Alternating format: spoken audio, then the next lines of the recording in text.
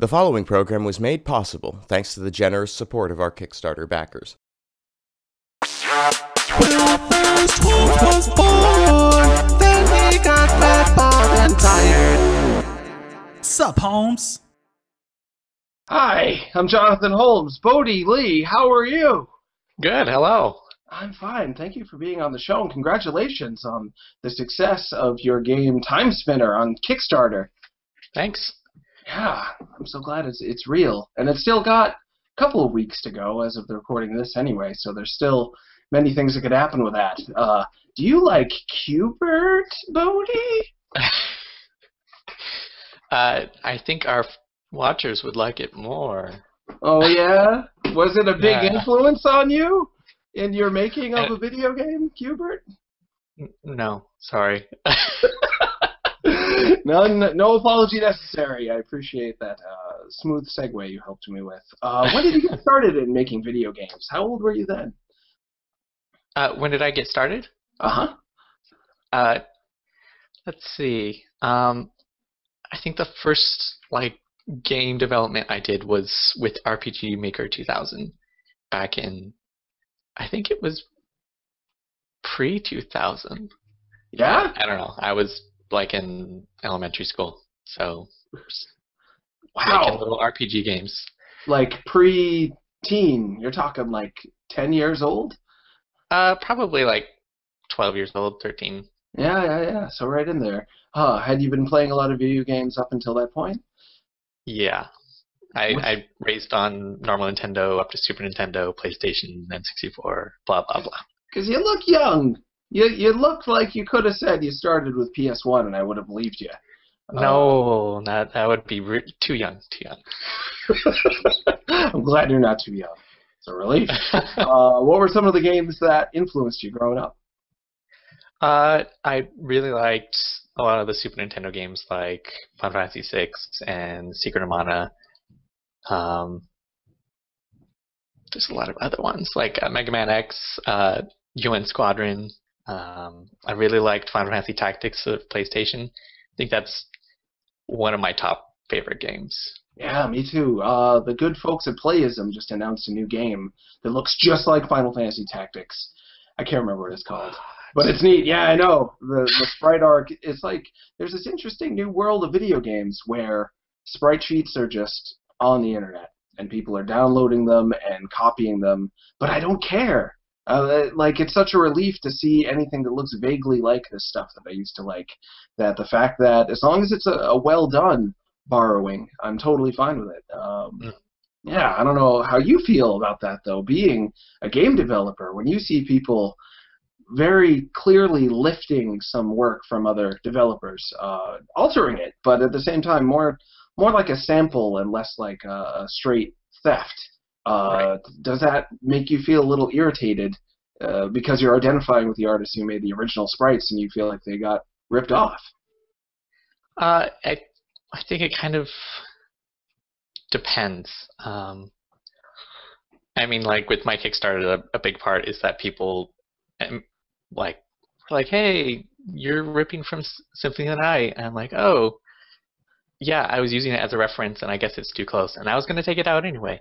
Was there anything in Timespinner, your 2D platforming exploration game, anything that actually looks that much like Symphony of the Night? I'm pretty familiar with that game. Yeah? Actually, in the first update, I do a side-by-side screenshot of here's something from the Marvel Gallery, and here's my version of it, and then here's something from the caves, and here's my version of it.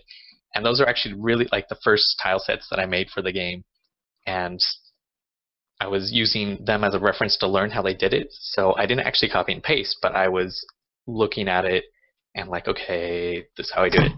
And it turned out well, but it's probably too close for comfort. A lot of people, they look at it and they think I just lifted it. And I'm like, no, I didn't lift it, but I'm going to get rid of it anyway because I can do much better now, and it doesn't really have my flavor to it. Sure. Huh. So total transparency. Not something that always works for people. Sadly, it forms a personal relationship with the potential consumer right off the bat when you have total transparency, and that could lead them to absolutely love you, or it could lead them to like be enraged over something like how something was shaded, looking too similar to shading on blah blah blah game.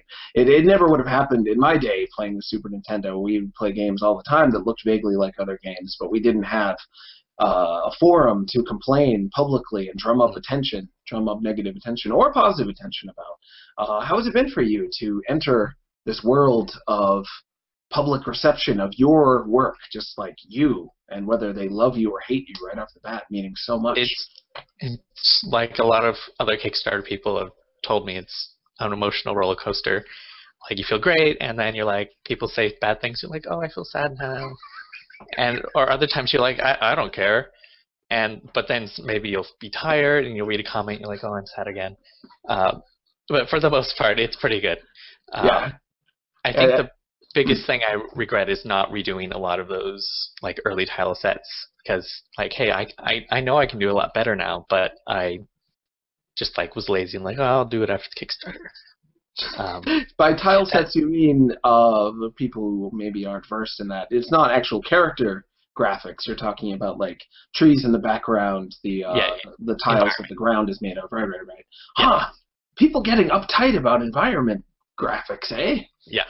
Huh. I mean, there's no such thing as bad press, I guess. Yeah.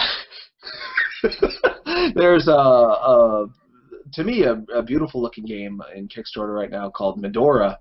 Mm-hmm. And it's not quite to funding. They're looking for 60,000. I think they have a little over 40,000. They spent like a year just talking about their game is not a straight lift of the graphics from Minish Cap, and it's not even the same resolution. And I posted about it on Destructoid, like 150 comments just about that. It's wild. Yeah, I'm a backer, and I hope they succeed, but I also see why people are upset. Mm-hmm. It's kind of like why it's the same reason that happened to me, where it's like they are improving the sprites from the other game, but they're not really adding like their own flourish to it. Like but I mean, I'm fine with it, and I know based on how many backers they have that they're fine with it too. But I can see why people might be upset about it. Sure, yeah, and you sounds like are taking that and running with it to add your own flourish to your own tile sets moving forward. Huh. Yeah. But upset is interesting to me. I don't know if it's interesting to you too. When people get emotional about tile sets, when they're like, I'm going to write an essay about the fact that the graphics shouldn't, like, I'm passionate about video games too. I take them very seriously. I think they're very meaningful a lot of the time, but not so much that aspect of it. That doesn't. But there's something about it that people want to form a narrative with a good guy and a bad guy, and they want to see someone who's on Kickstarter as either a good person who is virtuous and deserves our support, or a devious bastard who just wants our money and blah blah blah. There's very few. It's this personal thing that seems to make or break a lot of Kickstarters. Yeah. Still puzzling over it. Does it make perfect sense to you that it would be this way, or is it puzzling to you too? It's weird how there's such a wide range of like people are like, oh my god, I love it. Whatever, it should probably change. And then there's other people that are just like so upset, like, oh, this is awful. Why can't they make up their own shit? And it brings up like a good point. Like, there's the I don't know if you've seen it, the Merchant Crow in the Timespinner trailer and like some of the screenshots. I'm doing like a very direct homage to the Master Librarian from Symphony of the Night. Mm-hmm. So the room is laid out the same way, but all the furniture like I've drawn from scratch. Like it's not, I haven't taken anything, but it's the same layout. Like there's a fireplace, some bookcases, and a table and a chair. And people are like, oh, you just totally lifted that. I'm like, how am I supposed to do an homage with, like, I want to do an homage. How do I do it without pissing people off? I don't even know if that's possible, but I'm trying. I'm pretty sure it's not. I'm pretty sure that in this world you will piss off anyone when you do anything vaguely interesting. And I think it is very interesting personally to want to pay tribute to a game, but at the same time add your own spin to it. That's something that takes a strange amount of risk, and one of the risks you run is people saying you're not being risky enough. Like, they're thinking you're just trying to rest on the shoulders of Symphony of the Night. When, last time I checked, that's not exactly what's hot on the streets right now. Right. Like, you know, not everyone is playing Symphony of the Night all day and writing about it. It's not like you're grabbing onto something that's a proven cash cow. Even when it first came out, I don't think it sold that exceptionally well. So I take it as we share the same tastes, and that makes me interested in your game even more, whereas other people feel like you're just trying to what's that, like, eat their childhoods or something? I can't remember that. Yeah, there's some comments like that. Like pillage, I think someone said. Yeah. Pillage. But some people say in a nice way, like, I'm so excited that you're pillaging my childhood. And other people are like, how could you do this? The guys at Yacht Club did it exceptionally well in terms of somehow not bothering. I know some people are bothered by Shovel Knight because it looks like NES graphics, but actually the way the sprites move throughout the space, it's not actually. It's like a sprite-based character who's not actually made out of sprites moving around. So, do you know what I mean? Like, you've worked with sprites, so you know if a pixel covers up like just half of another pixel, you know it's not like real sprite space they're in. Right. Yeah. That I've been playing Shovel Knight. It's great. I really like the way they've been doing that. Like, I wish I had been on Kickstarter when they were doing their Kickstarter, so I can see if people are like, oh my god, they totally ripping off Mega Man. Because they are, but it's really well done, and they're adding definitely a lot of their own flourish to it as well.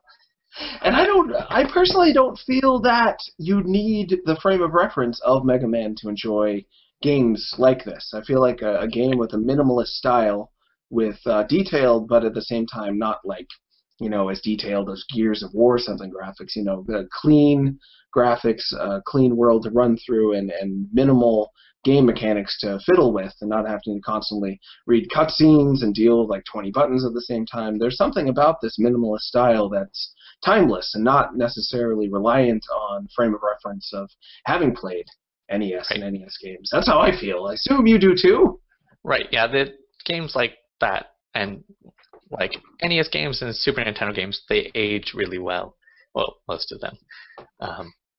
Whereas, like, nobody wants to go back and play an N64 game. No.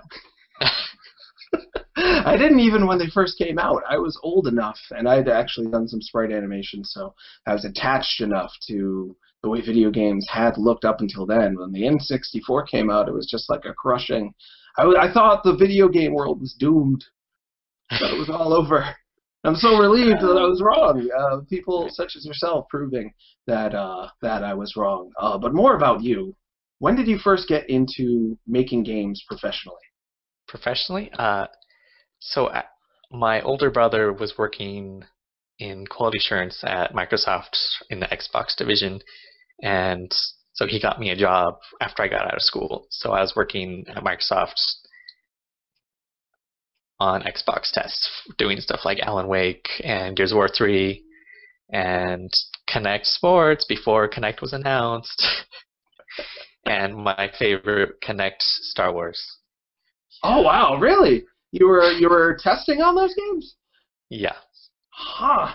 And you've had a background in trying to make games on RPG Maker growing up. And did you continue to make games on your own up until that point? Yeah, it was a sort of a hobby thing. Like I started out doing pixel art back with RPG Maker, and I was awful, and I just slowly working on stuff. I never actually released anything because all the projects that I picked were too big. Like I'm going to do this huge RPG by myself. Yeah, okay. Good luck with that. But yeah, throughout the time I was working on little side projects. Any platformers growing up? You mean, did I make any? Yeah. Sorry. No, Timespinners was the first one, and that was like my senior year of college. Wow. Oh, so you've been working on this game for some time then? Yeah, the Timespinner I made in college was for a final project for a game programming class, and it was super prototypey and super rough. And then like a year later, I was like, hey, I kind of want to make this into like a full-fledged game. And so I had been working on it for like 5 years. Wow. Huh. Same character, same storyline, everything more or less the same?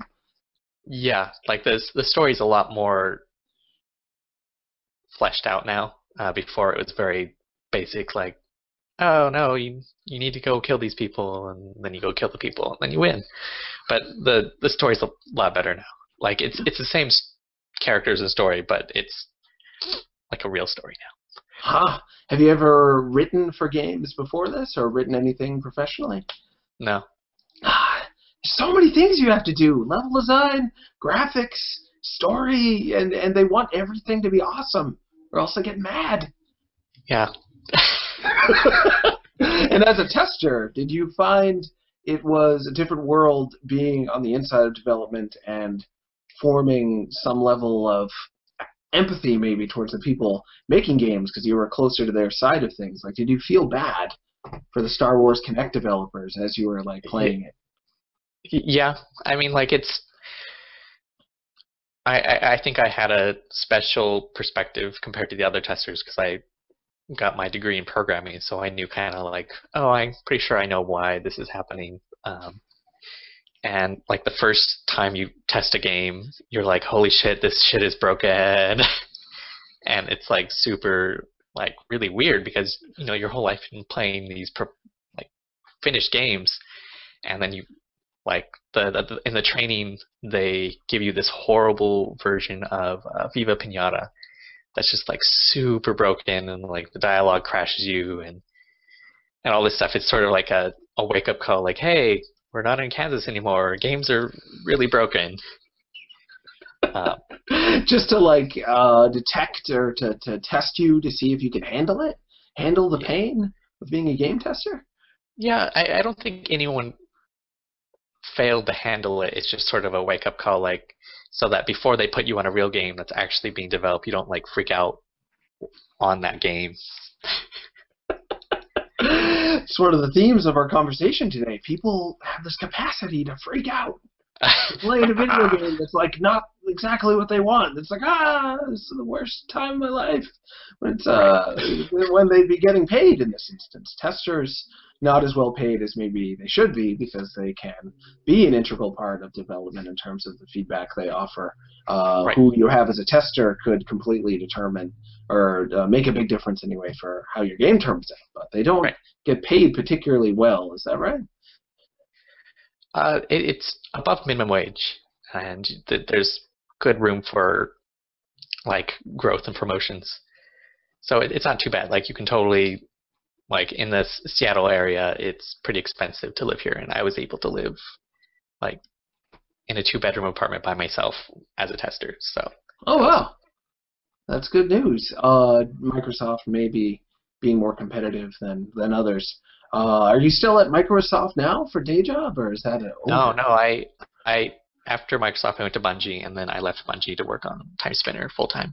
Yeah, that's what I had thought. The Bungie Destiny, the Bungie Microsoft line is sometimes a little bit blurry, but they're not working with Microsoft exclusively on Destiny. So how did you end up working at Bungie?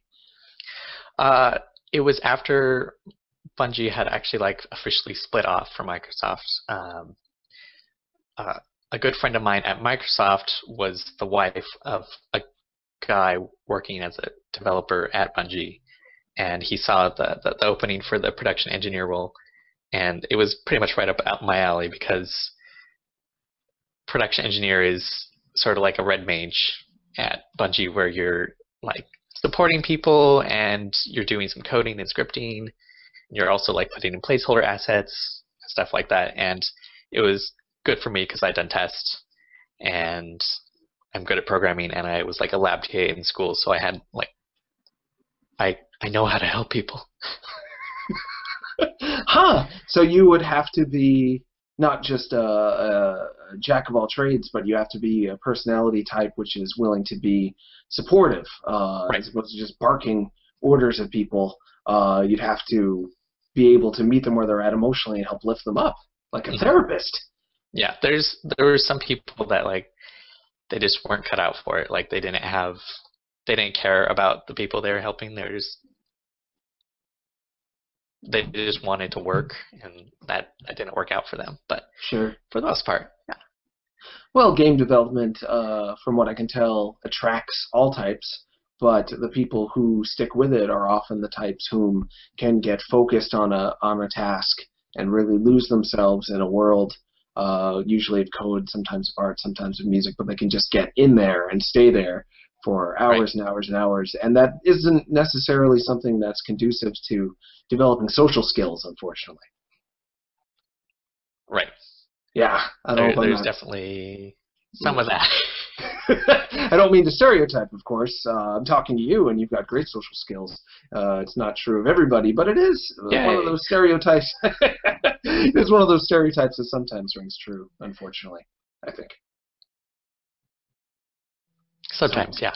Yeah, sometimes. So what did you do on Destiny exactly? You just described a little bit, but if you could get into more detail as your role developing that game. So production engineers usually, like, the only things they put in the game are like placeholders that later people, like artists or designers, might come and replace with something else. For the most part, they're there to grease the wheels, because with Bungie, they develop like the majority of their tools, like the level editor and like file editor, or like to get all the stuff together. It's all in-house, so starting from zero and also making the game at the same time, it's a very bumpy process, especially for artists, because they're like, I don't know what's going on. Why am I crashing? Now I can't work. And so the production engineer, like the majority of it is supposed to be like responding to problems and like getting people up and running and seeing like, oh, okay, this program's crashing today. I need to go notify the guy who wrote it, get him to fix it.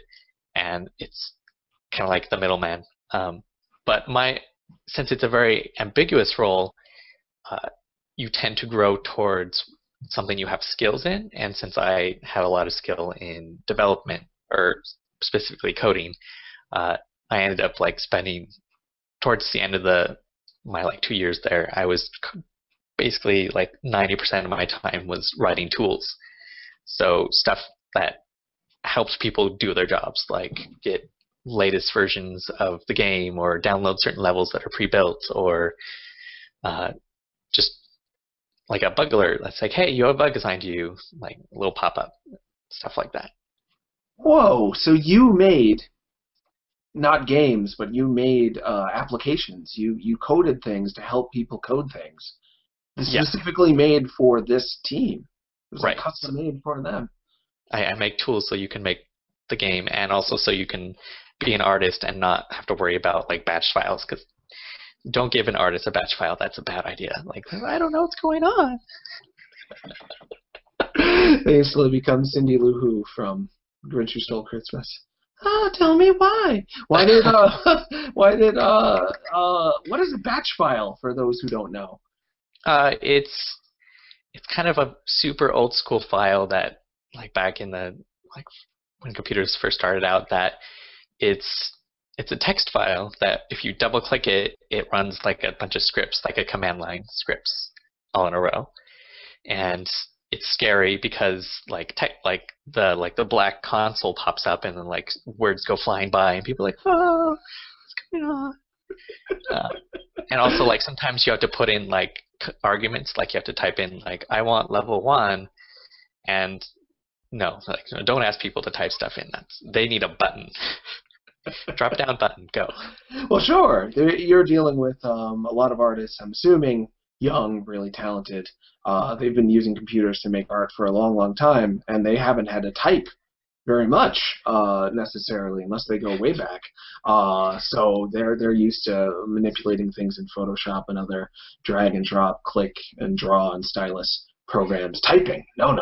Jeez. Right. Well, it's mainly like when you are provided the option to type, there's a lot of like possibilities. Like, you don't know what you're supposed to type, but you have to type a specific thing, and it's sort of like a tribal knowledge. Like, oh, of course you have to type level space, like space A space, yeah. Right. but even one mistake there, and it just won't work, and they'll be like, well. And then they have to find somebody, and then that somebody might be busy, and then they may be sad, and then they're mad, and then they're making worse artwork because they're grumpy. Or they're blocked, and they just kind of look at Kotaku for 3 hours until they can actually do their job. Damn you, Kotaku! Ruining destiny in everyone's life, including mine. Just kidding. Kotaku's a great website. So, how being on the inside of this huge machine, Bungie, we've heard Destiny has a lot of people working on it, more than 50, more than 60. I feel like when I left in December, we were around 550. What? Kind of ballpark. Wow, on one video game. Yeah. The amount of video games that could have been made by those people with that money. There could have been. If they were all indie, just imagine how flooded the marketplace would be. This is true, and it's already pretty flooded, as it is. Games like Destiny, I'm not knocking them. I'm glad they exist. It's great that we have this incredibly wide range of types of games and budgets for games today that we never had growing up. But how was it to work on the inside of this massive machine? It was fun. Like it's a open studio, so like there's no cubicles, so you like look up and you see everyone else working on the game, and you can go walk over and talk to them and be like, hey, I need this thing. You're super important, but I'm going to talk to you anyway because it's my job. It sounds great. It's similar to we had Chris Seaver on the show a few months ago. He worked on games at Rare. He did the backgrounds for the first Killer Instinct, and he created Conquer. He did the voice acting for Conquer. And back then, they just had barns. Like Rare just, I don't know if you knew this already, they had like 2 barns, and that was it. Just like computers and a barn. And figure like it out. A red farm barn? Yeah, like a farmhouse. The Stanford brothers run. Owls? I didn't ask if there was. Did you say owls? There's barn owl. I should have. I probably only had one chance in my life to talk with Chris Seaver, and I didn't ask about barn owls. Yeah, I totally failed. I'll find him on Twitter and see if he'll answer that question posthumously. But it sounds like a similar development feeling, and I've always kind of had the sense that Bungie and Rare share some of the same creative techniques, some of the same DNA, and of course a lot of people saying GoldenEye, before Halo anyway, was the preeminent console first-person shooter, competitive first-person shooter, and then Bungie goes on to create that. So, interesting. We should get you talking to Chris Seaver. Maybe you guys would be buddies. So, December, you leave Bungie because you felt your work was done. Destiny was as good as it was ever going to be, and you're like, you're welcome, everyone. Goodbye. I'm going to work on my own thing. Was that more or less what happened? Not really. Like I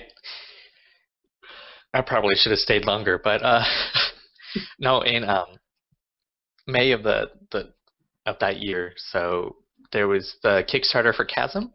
I don't know if you remember that. It was a procedurally generated Metroidvania. Oh, and sure. it has kind of similar art style to Timespinner. And at this time I had been working on Timespinner, and I had like permission to moonlight on it at Bungie. And so I was just like working on it, and then I saw this Kickstarter, and I didn't really know about Kickstarter at that point.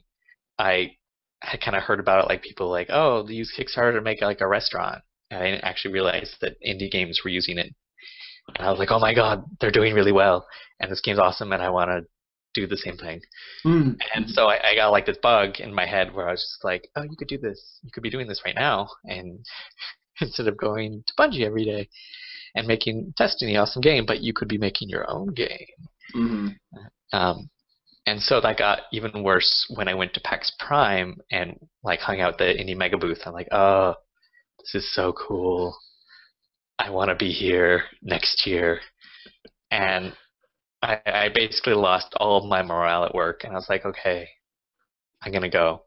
And so I was talking to my manager. He's like, so what do you want to do at Bungie? Like, what's your goal? I'm like, I want to go work indie.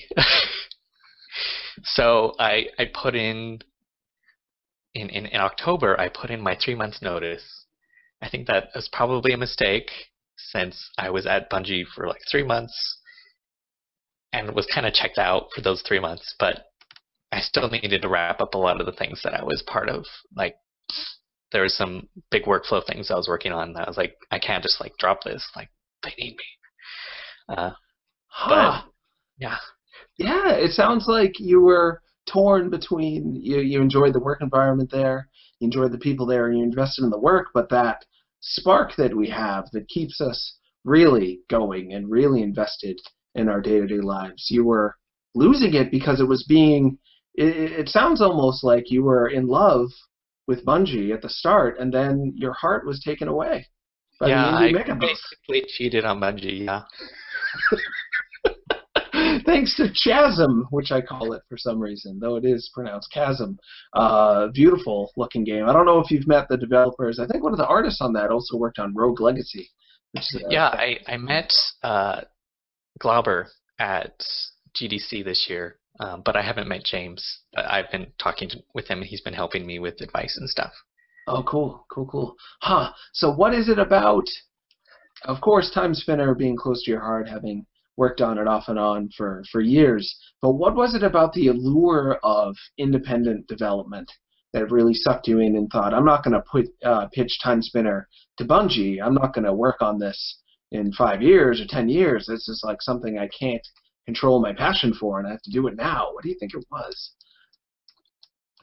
I actually not really sure if I can put it into words, but it was, I don't know, especially at like PAX Prime, there was that like sense of camaraderie. Like everyone was excited for each other, and they were coming up with cool stuff. And I think a big part of it was that Timespinner was something that I was putting my like creative soul into.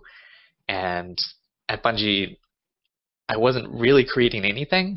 I mean, I was creating tools, but I wasn't creating like something that I was putting my soul into. I was just making stuff. Sure. You were working a job with people that it sounds like you really enjoyed being around and respected, and you were helping them, but you weren't putting yourself into the world quite yet. Yeah, that makes a lot of sense. And you've had this interest in putting games of your own out in the world for a long time, sounds like. Yeah. Well, I'm personally glad you took the risk. You never know. If you hadn't done it when you did it, somebody might have announced Spin Timer, and it's the exact same game as you're like, oh, I can't do it now. What am I supposed to do? And then your hopes are dashed, and then you're making tools for Destiny and making, hopefully, millions upon millions in a few years. But still. And that, of course, could still happen as well. Timespinner, we should probably talk a little bit more about it. We've alluded to it. Very interesting looking game, at least to me. About a female protagonist fighting monsters, magic's involved, platforming's involved, and also time spinning. Explain that to us. Which part? The time spinning? Yeah. Sure, or whatever you like. Run with it anyway you see fit. Well, the time part of it is, at least the prototype that I made in college was, I was like, okay, I want to make something like Mega Man X. How can I make it cooler? And I'm like, oh, what if you could stop time? Which I realize that's been done a lot. Like, I mean, even Castlevania has to stop time, but I don't feel like a lot of the games really did much with it. Like, oh, well, the enemies stop, and then that's it. I wanted to like make it like an integral part of the game, so I made it so that you could like jump on enemies and solve stuff with time. So that's how I started with the time. And then as I've been kind of polishing the story, I introduced like time travel, and the actually made the time spinner. Like before, it was kind of an abstract thing, and then I was like, okay, well, I need to actually like make because people are calling like Lunaeus the time spinner the main character, and I'm like, I don't think that's really accurate. And then so I went out to make the time spinner, like draw it. And I wanted to take influence. Well, actually, the name itself has influence from I don't know if you're familiar with like the three fates of like Greek mythology. A little There's bit. Yeah. yeah, tell like me more about there's Clotho, Tropos, and Lachesis. It's like a young woman, like a mother, and then an old hag. And the young woman like spins the thread. The middle-aged one measures it, and the third one cuts it. And the thread is supposed to symbolize like the lives of a human. And so what I wanted to do is take a similar thing to that, where the spinner is like a spinning wheel, like a Sleeping Beauty spinning wheel that takes like fiber and turns it into thread, and it's spinning the thread of time.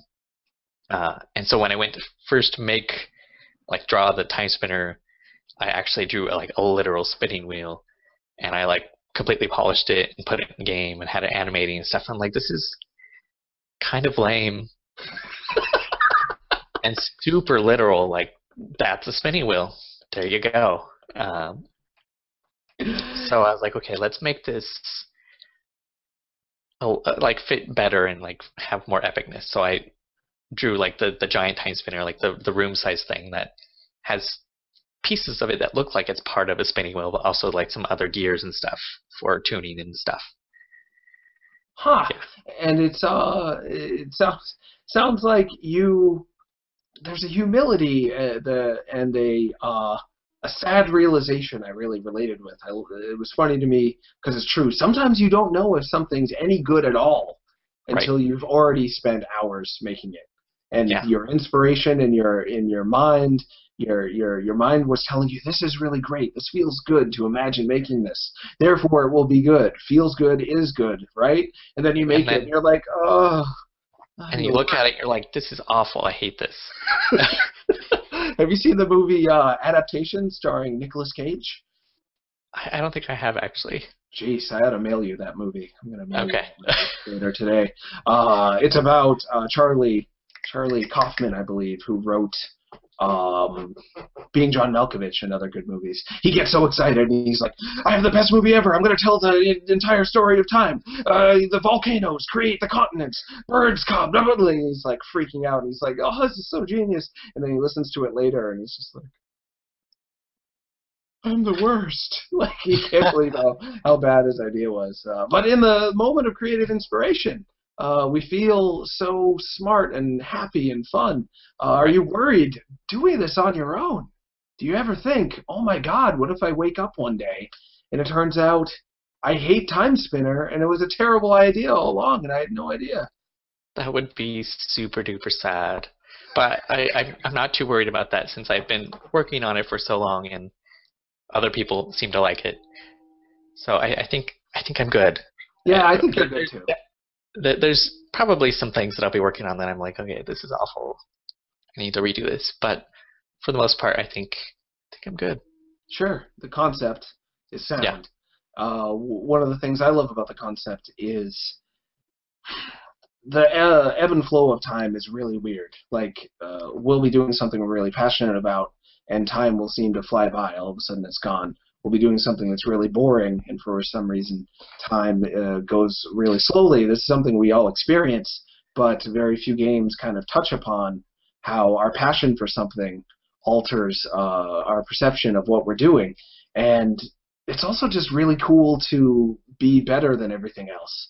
The new X-Men movie, the Quicksilver scenes were so awesome, and to me that was almost more like time travel than anything else. He was able to slow down everybody around him and screw with everybody, and that's what it looks like you can do in Timespinner, if I'm seeing that properly. Yeah. Yeah. It's like, I felt like that scene was pretty awesome, but I'm not sure I'll be able to live up to it, but I can try. Well, something, I don't know, jeez, I don't want to be amateur developer, but it's really cool when you observe how much faster you can be than other things, or how much more capable you can be. And likewise, when they screw with you, I was imagining a time-spinning boss who all of a sudden seems to just go lightning fast while you're fighting them because they have the same ability as you, and then you could do it back to them and kind of have a duel of time-spinning. Fun idea? Yeah. I can't talk about that, but... Oh, yeah? That's Well, a that's great idea. Wow. I know. It's like I have good ideas or something. Maybe you do too. Maybe you have even better ideas than me. I can't wait to find out. And there's how many, 14 more days in the campaign as we speak? I feel like it's 18? Oh, good. 19? All right. Yeah, around that. And that's knowing that you're fully funded. If you only, like if it were just to die today, I don't think it will, of course, but if funding were to just cease to come in from here on out, how difficult would it be to make the game on the funding that you have so far? I think it's totally doable. Like I would have been fine with just the 50, but now I'm able to make it a little cooler than I, budgeted for. Sure. So it's not going to be, because not that long ago we had some developers on who were on Kickstarter, and they were like, the way we planned it, if we made our minimum funding, it would be really tight. Like we would be eating ramen noodles and like only paying the electricity like half the month, and it would have been dire straits for them. But still, if they made the funding, they would have made the game and hopefully may recoup their losses on the game. It sounds like you have the capacity to make this game with the money that you've got without any fear looming over your head at this point. Right. Like it's always kind of tough, kind of determining like what will happen. Like I planned it pretty well, but who knows what the future holds and like how long certain things are going to take. Because when you're producing things, like when you're budgeting out, like, okay, I think this level will take this long, and here's why. Here's each of the things I need to do. But when you're doing it, like you might be way under, you might be way over. So that part's hard. But I think, like definitely with the 50K, I feel pretty good that I'll be able to make it. And with anything extra, yeah, it'll be good. And I'll be able to hire like pixel artists, like the guy from Chasm, just to help out with, since I'm doing everything. Like I can hire people to do stuff that I would be doing, and then save me tons of time so I can spend it on other stuff like porting. And hiring artists whom you can collaborate with, to me, usually brings out the best in both parties. You learn from the other person as they're going, tiny things that you didn't even know you didn't know until you see the way someone else does it, and vice versa. So, that's really exciting prospect. Is that one of the stretch goals already that I somehow didn't notice to hire?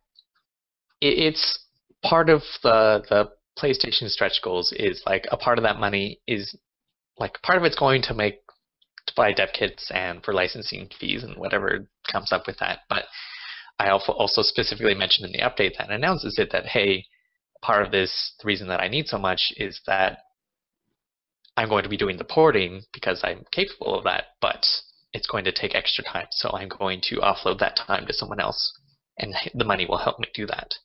Sure. Yeah, that makes a lot of sense. And right now the stretch goals are for PS4 and PS Vita? Yeah. Any possibility of course, Microsoft, your old alma mater, or Nintendo consoles potentially?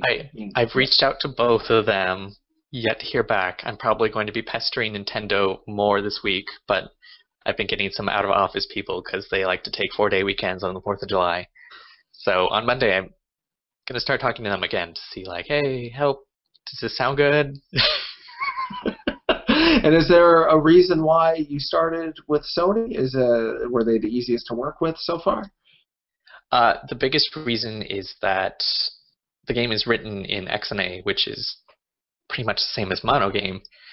And Monogame currently ports easily to PS4, and they're currently working on the Xbox One, and the Wii U and the 3DS are not like a part of Monogame at all. Like it was announced, I think last October. Like there was some article that was like, "Hey, Wii U's going to be on Monogame," and people are like, "Actually, this thing has no source. Someone just like made this shit up."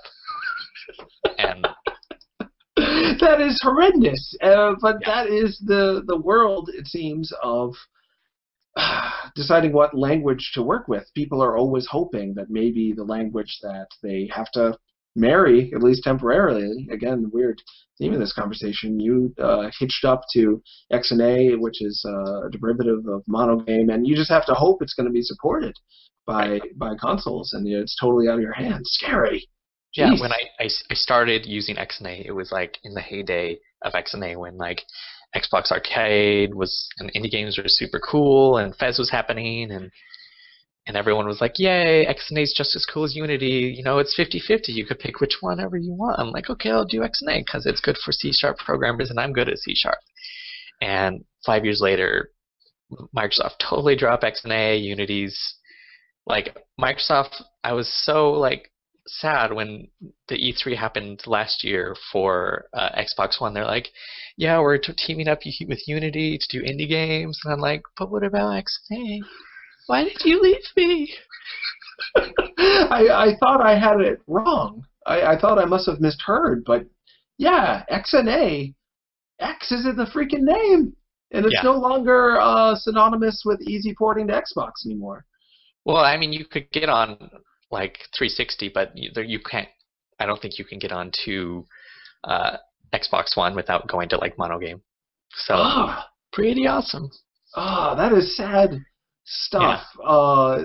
One of the things that behind the scenes probably is part of what is bothering a lot of indie game developers about Microsoft. I feel like Microsoft is definitely warmed them up quite a bit. It's not quite as hostile as it was a little while ago, but still, it seems like Sony is by far in the lead in terms of liaison to indie developers, making things easy and potentially profitable for them. Is that how it seems to you as well? Yeah, I feel like PlayStation, Sony is doing a really good job of understanding the mindset of indies. Someone messaged me on the Kickstarter. They're like, "Why are you doing Xbox One?" I'm like, "There's this whole parity clause thing where the earliest release date of the game has to at least be tied with the release date of the Xbox One, so I can't like release on PC and then like 6 months later do Xbox One. And like the Xbox One has to be one of the first." And like Sony has nothing like that, and they're also like super cool about reaching out to indies and kind of waiving fees and just making it. I feel like they understand what we're going through, whereas the impression I get from Microsoft is that they're used to dealing with publishers of like big companies, and indie people are like, what? Like, we're supposed to fight about this? Like lawyers? No?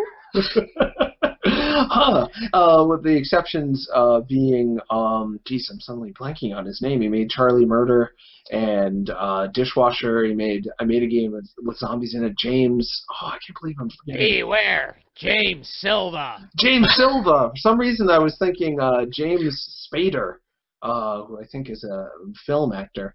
James Silva. Somehow he got in with Microsoft, and they just like treated him like a champ from day one. At least that's the way it seemed, the way he talked about it. So yeah, I think once you get in, that it's probably like that. Yeah. But, who knows how to get in. But you were in there. You were on the Gears of War. You Gears the war. Yeah, but Microsoft is a pretty big company, and like I actually don't have any contacts in like the publishing side. Sure, I have tons of contacts in the testing side. Sure. So I'd have to ask them like, hey buddy, do you know anyone? Right. Yeah.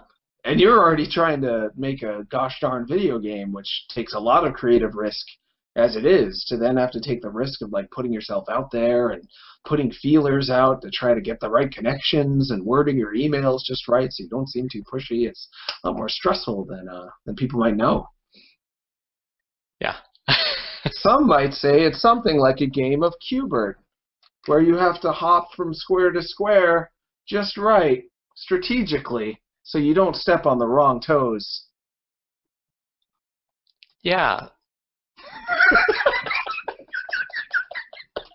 Bodie, you're so good at rolling with the... Yeah, Qbert, it's a video game. I grew up on it. I used to really like it. I feel like I'm older than you, so maybe I was more of the Qbert generation.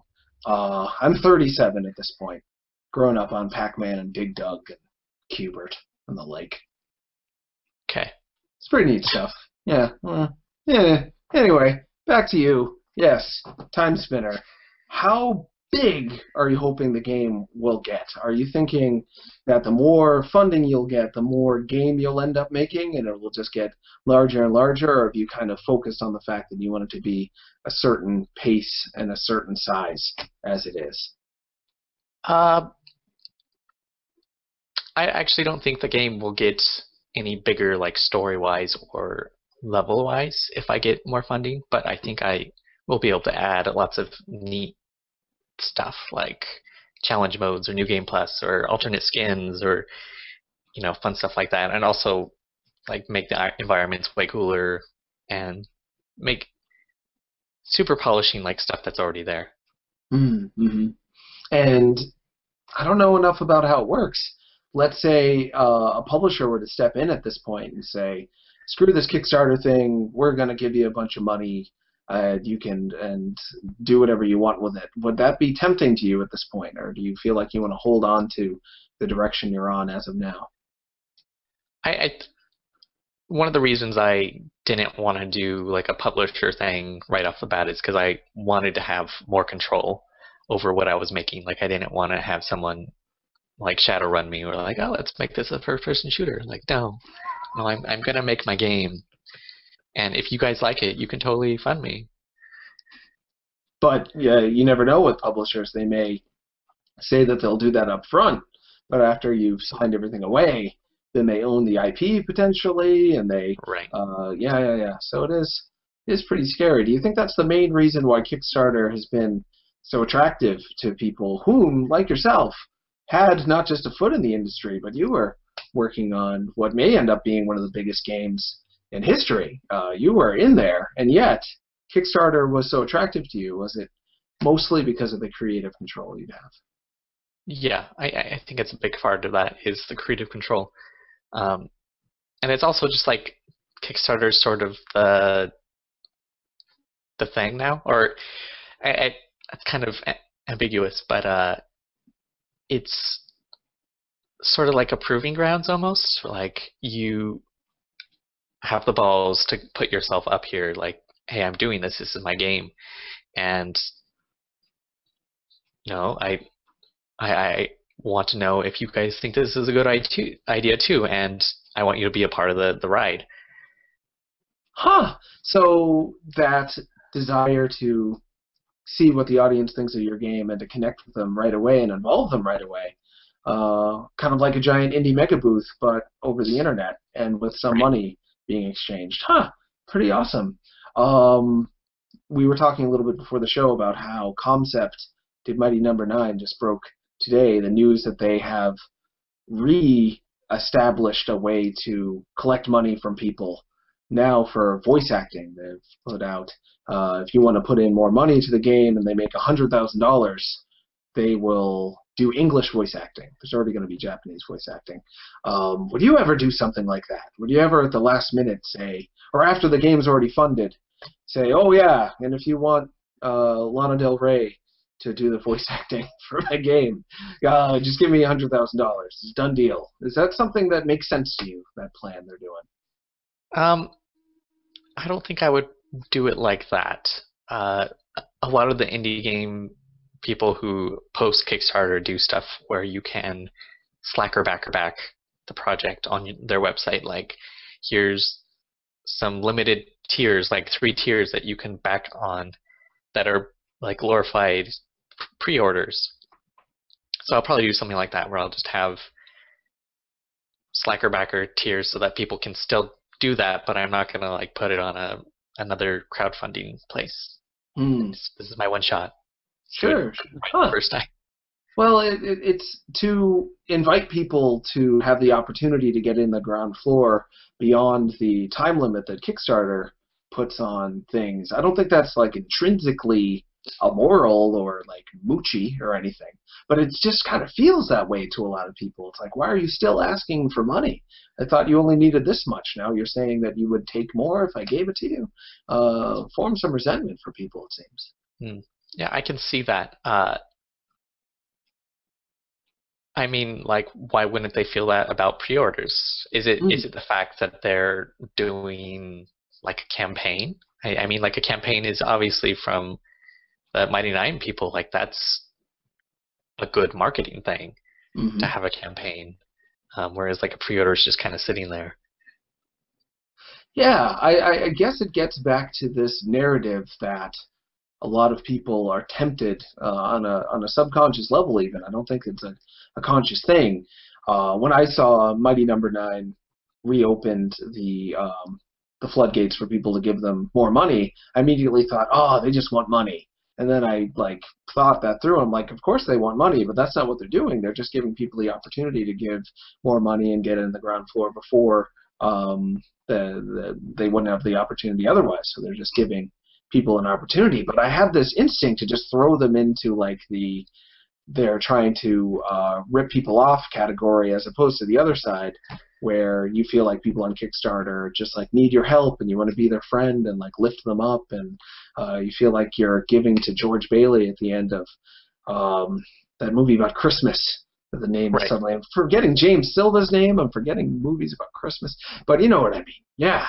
So Right. I think part of it is a big draw of Kickstarter is the urgency. Like one of the reasons that they like the 2-month-long Kickstarters are not quite as popular, they don't do quite as well, is because there's a lack of urgency. Like Kickstarter is like, here's a short window, and we're going to blast through our goals in this window, and after that, like that's it. Like it's part of the draw is that urgency, and maybe people feel like doing a second campaign is kind of cheating that urgency. Like actually that urgency was kind of fake. Maybe it's that part. Yeah. I think that a lot of people are suspicious of everyone they interact with on the internet, developers, publishers, strangers. Like, is this person fake? They seem great, but maybe they're just doing that in order to get me to like them to get my money. And when you give people enough reason to think you might have been fake, they can be angry at you forever and ever. Right. Ugh. Pretty risky. So here you are, having to basically be a one-man PR marketing company where you don't want to seem fake, but at the same time you want to say something and do something that will get people to look at your game. How has that been psychologically for you to have to solve that problem? It's been a learning experience. At first, I think I probably came off as kind of gruff. When people would like send me personal messages, like I wouldn't even like say hi or anything. Like, hi Jeff, thanks for your message. No, I'd just be like, answer your question, done. Answer your question, done. And I learned like, that's probably not very nice. I should be nice about this. And like people are like, do you? I'm like, that's probably not going to happen. But I mean, like I want to do it, but I'm just not sure if I can. So now I kind of like, okay, I can say this in a way that conveys what I want to say and also makes them feel good. Right. So it's so much of it is just in the tiny details and what's implied. Again, people think that you're genuine and courteous when you say, "We use a great console," already. They're like, "Oh, you like my console?" And like wanting to go in for a hug. But I'm not sure if I could do it. I'd like to. And then they're like, "Oh, I know how that feels. I want to do a lot of things that I can't do too. I love you." And then they fund your game, but not necessarily like the thing that eats me up inside late at night. So I'm trying to sleep, staring at the ceilings and thinking, why are people letting their personal feelings about who's making a video game get in the way of what video games they actually like? Arg. Like, to this day, people say, I'm not buying Fez. That guy seems like a jerk. The game looks awesome, though. Ah, well, Yeah. back to Candy Crush. I'm like, no, there's a good video game you could like. Like, one of the reasons I do this thing I do is because I'm desperate for people to play the very best video games while they still can before they pass away and miss out on Candy Crush 2, which isn't going to be that good. Are they even doing that, actually? But anyway, I yeah. hope not. Saw a commercial for a King game about fairies. It made me sad. But anyway, yes. You are in this position now where the more likable you are on the show, for instance, the more likely people are to buy your video game. Does that feel right? It's different. I mean, something that you said before about people like being personally offended about something like there was a comment on Greenlight yesterday about someone who was totally excited about the game, and they went to the Kickstarter page, and they saw the early bird tier, the one that like sold out the first day, and they're like, this is garbage. And so they go back to Greenlight, say no, and say they're waiting for the Humble Bundle. I'm like, I don't even, I can't, it doesn't, in my head, I'm like, I can't put myself in that spot where I'm so upset over something like that. That I'm just like, no, F this. You hurt them just by putting out a tier that sold out. That hurt them and made them feel like, ugh, he should have given me better opportunities in life. I'm going to screw him over with his opportunities, and no, and Humble Bundle, and this game's only worth a penny, and blah, blah, blah. Yeah, you're getting in this relationship with people where you're hurting them by accident, and then they want to hurt you back, I guess. Or do you think that's what's happening? I don't necessarily, like, it's like I went to a talk at GDC that, like, what's her name? Nikasaur she used to work at Riot for League of Legends. She used to do, like, the art videos. Went to a panel that she did, and she basically said that, like, internet trolls or people being mean on the internet are really just being mean towards an abstract idea of you. They don't actually realize that you're, like, mentally they don't realize that you're a person, and so they're just being mean to an abstract idea, not to a person. So that kind of helps, but I realized that really there's literally nothing I can do to not upset someone. Like, someone's going to be upset at something. So I'm just going to do my best to to limit that, and also do the best I can at everything else. It's very weird to segue from real life rules of human interaction, where if somebody is disrespectful to you, it oftentimes means that you did do something deserving of some disrespect, maybe, at least a little bit. You did something to draw attention and gain their ire. On the internet, no. On the internet, you are an NPC in GTA, and they just want to run up to you and punch you in the face and think that was fun, with no consideration that you're actually a human being, because there's none of that natural empathy. Normally, when you disrespect somebody, you have to plow through the natural empathy human beings have for each other and be so upset at them that you no longer see them as a person. You objectify them. You get objectified just for existing and making a video game. Yeah. And it makes you feel a little bit better to look at it that way? A little bit. Like, sometimes I feel bad. Like, they're like, oh, you're not being original. I'm like, I'm trying. Well, it goes back to something I think we were talking about a little bit earlier about whether you look like you're ripping somebody off or being derivative. There's a stigma that just about every developer I talk to on the show who's making something with low-res pixel-based graphics, even if they're more in the 16-bit, 32-bit vein, and that's, of course, you're not using those bits anymore, I don't think. But it looks like it's from that era, that level of detail in the artwork. People get accused of doing it just to capitalize on nostalgia. Whoa. Whale? Did you hear whale sounds? Whale? Yeah, I just heard whale sounds. I'm sorry. Oh, no. That's probably an airplane. Oh, okay, cool. That's even better. But yeah, being accused of cashing in on nostalgia, has that happened to you? And if so, I've seen stuff like that, and I mean, technically I am, but mainly I'm doing this because, like, I'm making a game that I want to see out there.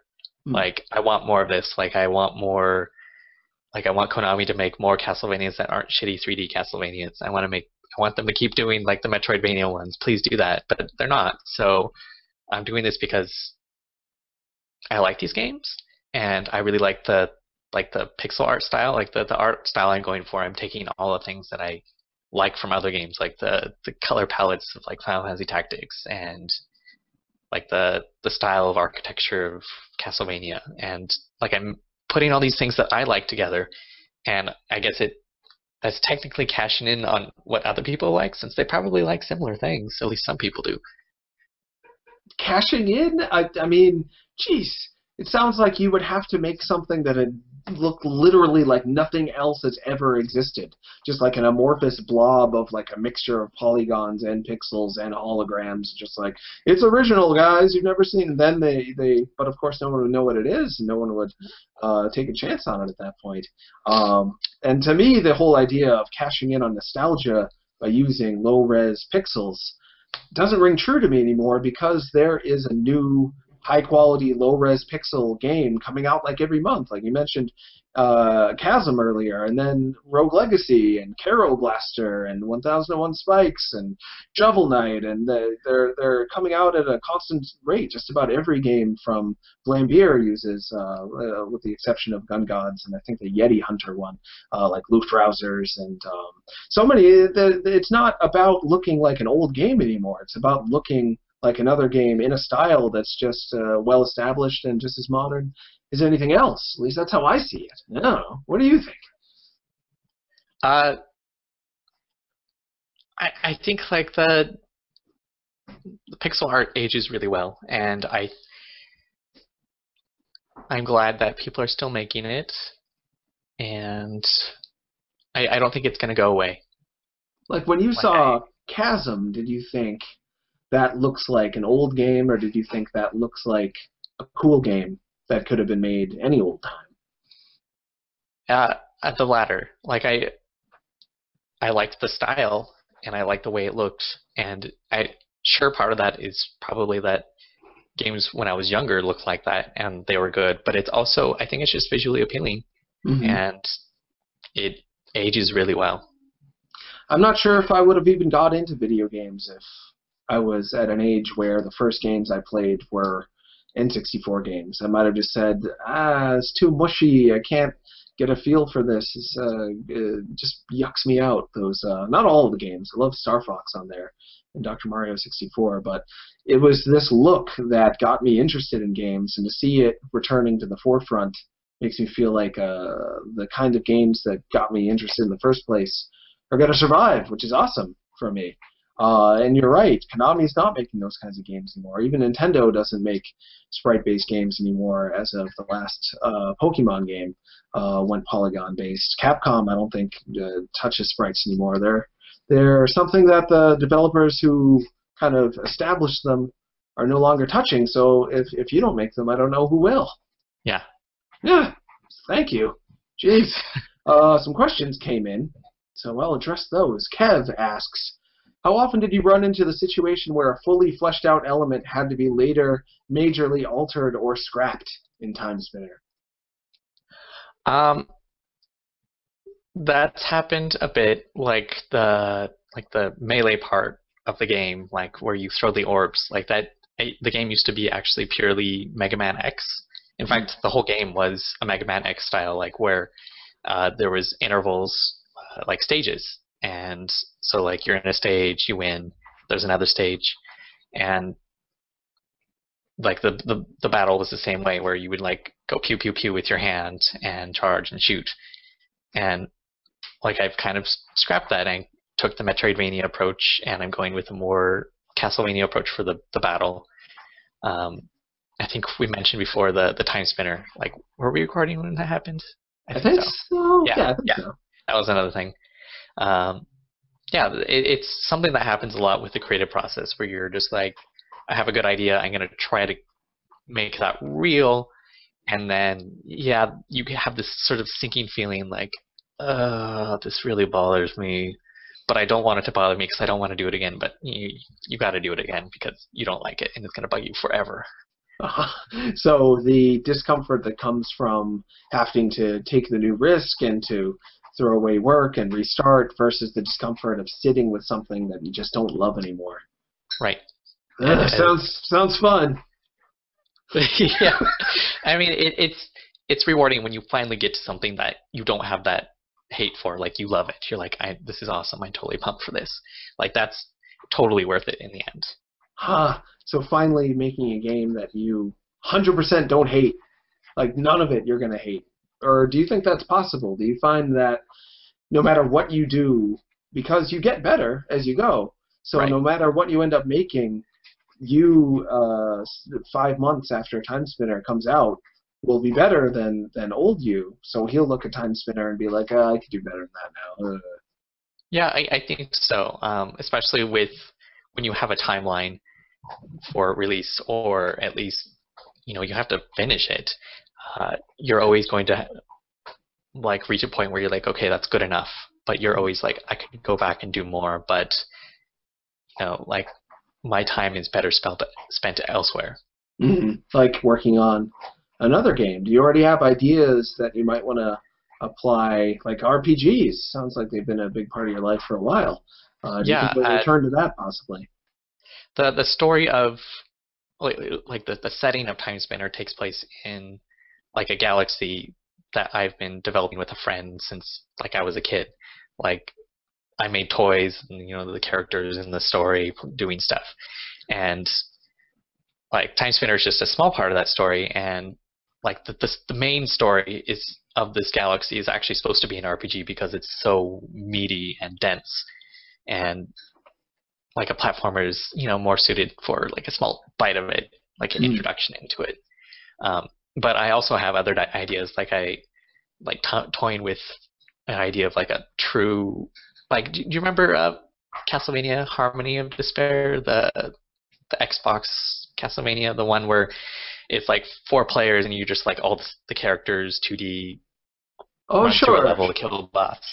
Shinoa was in it, and like Jonathan Belmont, or not, maybe he's not a Belmont, but yeah, it was Harmony of Despair HD. It was like impressive, but it was still, I think that was the last pixel graphics Castlevania that Konami made. Sure. You want to make something like that potentially? Well, I was wanting to do something like kind of like Chasm did, where they're procedurally assembled. I wanted to do like a procedurally generated like Castlevania castle, and then make it so that you could play with like 4 people and you just kind of crash a new castle, or you save the seed and kind of grind on the same castle with your friends. Since like a big thing that I did when I was getting my master's at Western for computer science was my research was on procedural generation, so that's kind of like I'm super excited about it. But I'm not really using it for Time Spinner, but I'm like, oh, that would be so cool to do that for Metroidvania. Yeah. Yeah, it would be. It's hugely popular with so many games. Spelunky leading the way in a lot of ways, but since then, more games than I can count have utilized that, and it's a big selling point too. That sounds really exciting. Yeah, we'll see what happens, but it's fun to daydream about stuff like that. Sure, and you're so young. Anything's possible. You might live for like 90 more years just making video games all the time. Okay, a little excessive. That's me projecting. That's what I hope happens, and I hope I live long enough to play them all. Zito Dark asks, what has been your experience running the Kickstarter? What are some of the tips for people who launch a Kickstarter? What would your advice be at this point? Okay, things that I would do differently next time. No early bird tiers, because apparently that pisses people off. Don't make any exclusive functional content as rewards, because that pisses people off. Like the $25 tier is like a exclusive weapon, and people are like, oh, that's awful. Like, what? I'm a collector, and I wouldn't even want to play the game because I can't have that tier. And I'm like, yeah, that's actually understandable. Like some of the other tiers were actually going to be functionally exclusive, like the Merchant Crow familiar, but I'm like, I would feel really bad if you couldn't have the Crow as familiar, so I'm going to make him end game, but you get him at the beginning of the game with a new skin if you back this tier. So I wish that I would have done that also with the weapon, like just make it kind of visually different, not functionally different as well. Let's see. I think I probably would have contacted more press before the Kickstarter. I would have put the game, or at least the Kickstarter, like video draft out there for kind of people who aren't my friends, because I would have caught some of the things that people were upset about, like the people who thought that I was lifting assets from Symphony of the Night. I probably would have realized that, like, I actually wanted to replace it before the Kickstarter, but I was too lazy, and I'm like, nobody will notice. And I'm realizing now that the internet is they're going to analyze everything, and they're very keen, and they're going to find all your flaws, and so you should make it perfect. Yeah, there's one person that will notice, and then they will tell everyone, and then it'll become, for better or worse, like the Kickstarter itself. Just a few people saw it at first, and then they spread the word. Destructoid being one of those people, but people large and small, and they also spread the word about things that they get really upset about again. Yeah, upset about a weapon. It's not a real weapon, I don't think. You're not like offering an actual sword to only someone. No, it's in game. Like Right. you unlock it because you backed. Yeah. Is it what's the weapon like? I can't help but be curious now. It's called the Umbra orb, so it's going to be themed around like a shadow or darkness. But I haven't actually like implemented it yet. Huh. But sure, but it won't be something that's integral to the game. It'll just be kind of a neat extra thing, like a hat or something. Yeah, it'll be like a game that doesn't have sides where you have swords and axes, but suddenly a scythe isn't unlockable, and that's neat because it looks cool and it's slightly different functionally wise. I can't picture getting upset about it. But you're right, some people have this collector's mentality hardwired into them. I certainly can be like that. If it were a Pokemon we were talking about, if you said, no, I'm not going to give you the weird side version of Pikachu where he like looks a little bit grumpier, then I'd freak out. Well, totally there was for the original Pokemon, wasn't there Mew? He was kind of like if you went to a convention or something, Nintendo could give you the unlock from Mew, and that always made me super sad that I never was really a true Pokemon master because I didn't have Mew. I ended up waiting in line. I ended up sending cartridges to Europe, Nintendo of Europe, under assumed names and addresses to trick them into thinking it was European in order to get to Deoxys. I went through incredible lengths to... So I can't talk. If you want that sword in Timespinner, your chances are you're not even half as weird as I am, because I pretended to be a 10-year-old boy in order to get a Deoxys on my Pokemon Emerald. Question from Alfoncia. How did you come up with the budget for your Kickstarter? Is it hard to estimate costs for not just your work, but others? And do you have any prior experience with budgeting game projects? A lot of it was looking at other Kickstarters, seeing what they did, and so like there's a lot of the givens, like 10%, sure, that's going to be Kickstarter and Amazon, taxes, and then you're going to have to pay for a lawyer, I'm sure. The big chunk was the game development, which is like in my pie chart, it's 40%.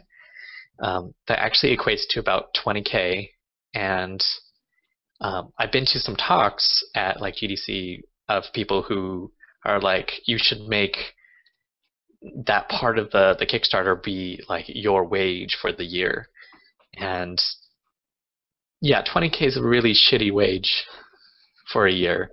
Yeah, that's what I've been worried about this whole time in the background. But knowing like I haven't been working for like the last 6 months, so I have an estimate of how much money I blow through just by living, and like that estimate for the Kickstarter was pretty accurate for that part, at least. Huh, that's, geez, you must not, do you just eat cheaply and not have fun ever? Are you one of those making things all the time people that doesn't like need money other than like a pillow and ramen noodles?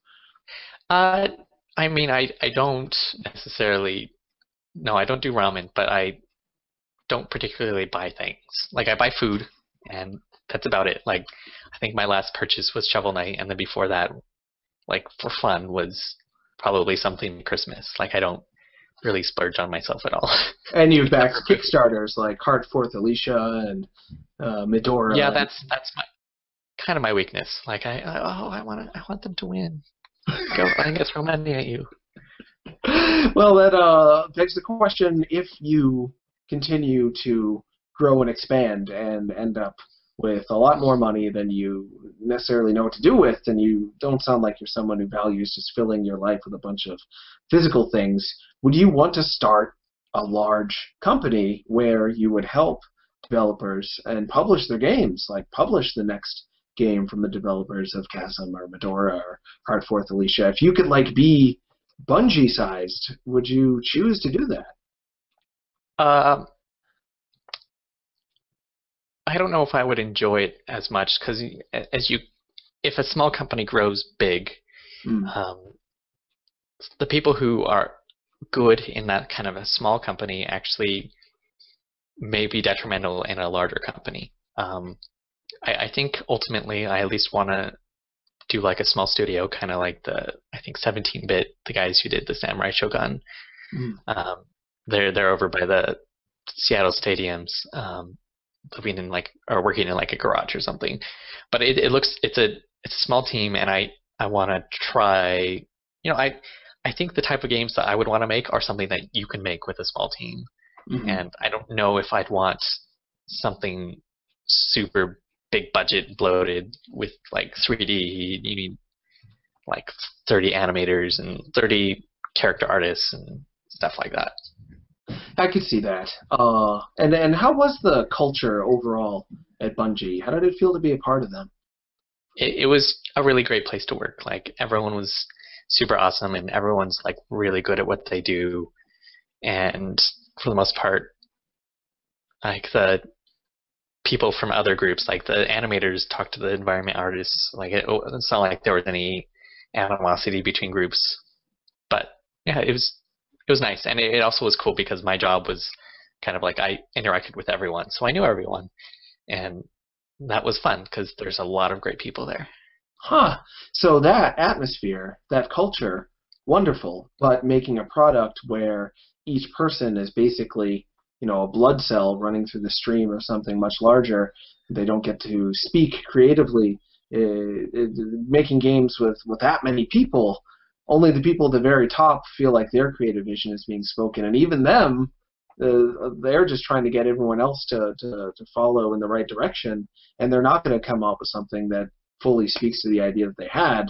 And then I guess on top of that, they have to worry, like, is this game going to make back the millions? So they have to potentially compromise their creative vision in order to make sure it's sellable. Ugh. Yeah. I just talked myself out of it. Yeah. I think like the saddest part for me would have been the fact that like your input is really diluted. Like maybe you're an environment artist and you're only part of one level, and that level is just you. And sure, you're going to be like super excited when you watch your friends play that level, but like that's the only thing you're a part of. Like, I don't know. Yeah. It's kind of sad.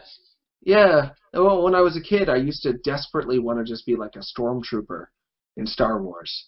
But you get to a certain age where you're like, I think I can do something better than that. Not that it's going to be like better than Star Wars what I do, but it's going to, I don't have to just be a small cog in a big cog set. I can do my own thing and have it be worthwhile. So, yeah, that makes a lot of sense. What about, I don't know if you're familiar with Devolver. They, and also Midnight City, which is Majesco's indie label, they're doing really good stuff with a fair amount of money and a fair amount of people involved, but keeping all the projects small and interesting so they don't have to make huge returns back and can stay really focused on the creative vision of just a few people. I don't know if you'd want to do something like that. I don't know. I'm not familiar with them, but yeah, that's something to think about. Yeah, I think you'd like them. I should introduce you. Devolver is putting out Not a Hero and Hotline Miami 2. Midnight City is putting out Video Ball from Tim Rogers. Have you met Tim Rogers yet? No. Oh, I got to introduce you to Tim Rogers. It's a done deal. It's got to happen. Tim Rogers. Okay. Heck of a guy. A lot of people thought that he didn't care because he will write an article that is literally, a book length. And it'll just be about soccer or something. But then you talk to him, he's like, I can't help it. I'm sorry. I just keep writing. The words keep coming out. And then it's done. And I move on to the next thing. And he makes video games now, too. He made Ziggurat on iPhone. He made Video Ball, which is like a cross between hockey and geometry. Yeah, he's got a new game called Tuffy the Corgi, where you're just a corgi. He's a neat guy. Yeah. That's not Tim Rogers. We should get him on the show sometime. We don't have too much more time left. I should think about Qbert one last time. Oh, Yeah. Qbert. You swear, and it's cute. That's what my favorite thing about Qbert growing up. Says he's a swearing cute, like, snork thing. Yeah. Those keys are. Can I put them in now?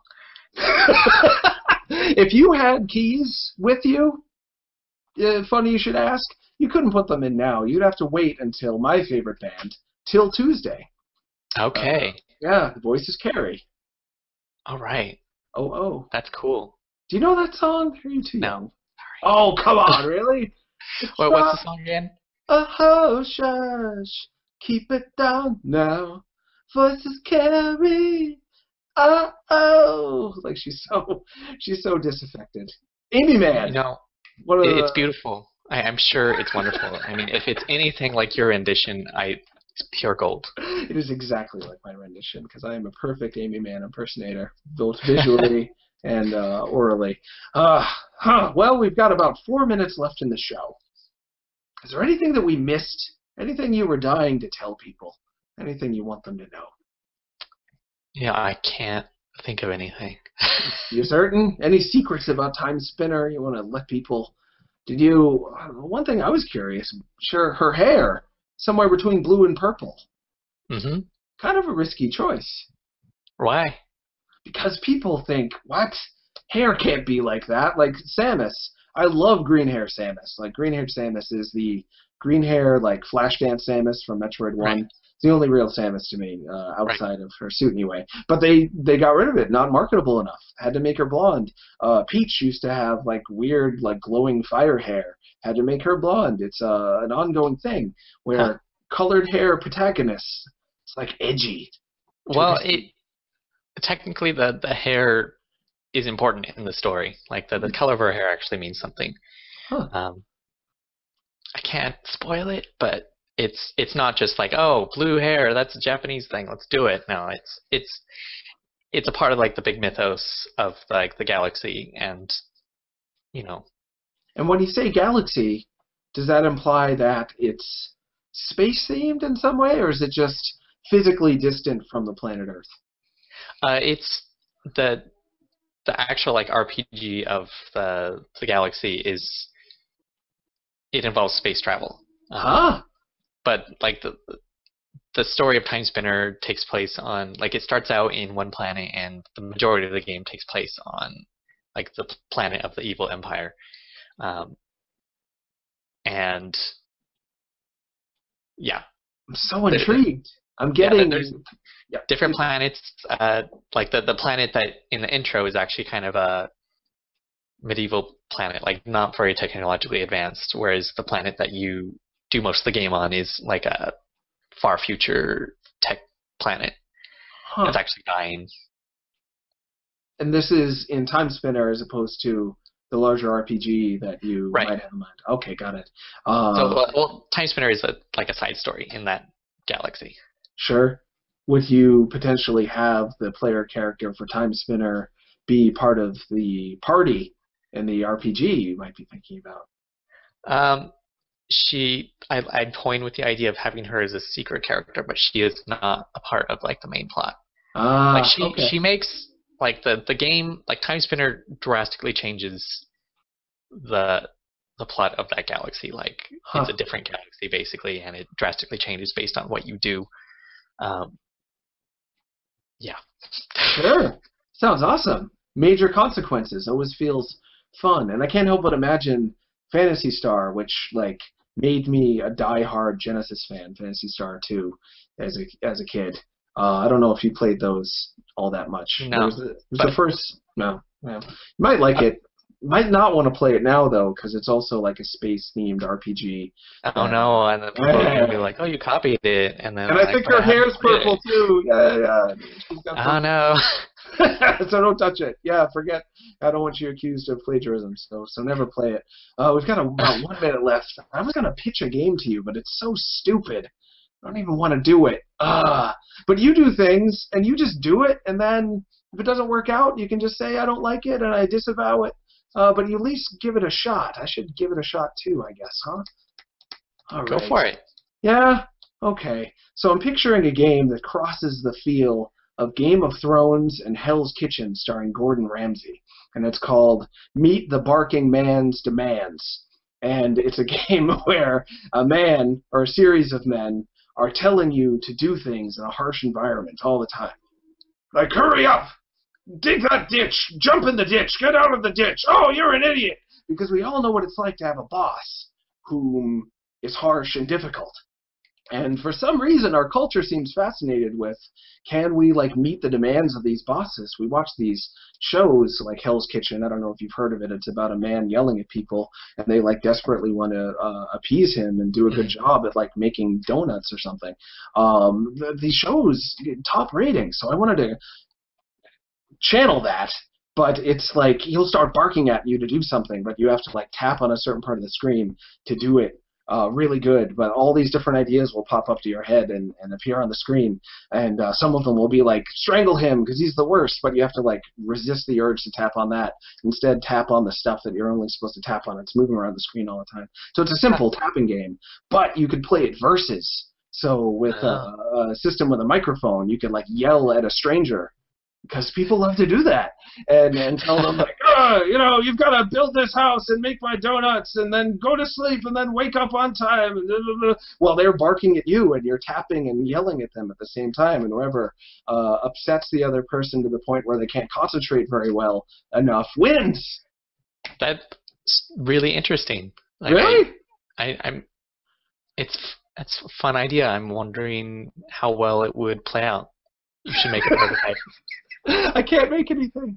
I'm terrible at making stuff. I can just yell at people I've only just met and tell them my ideas and pretend that they're worth hearing.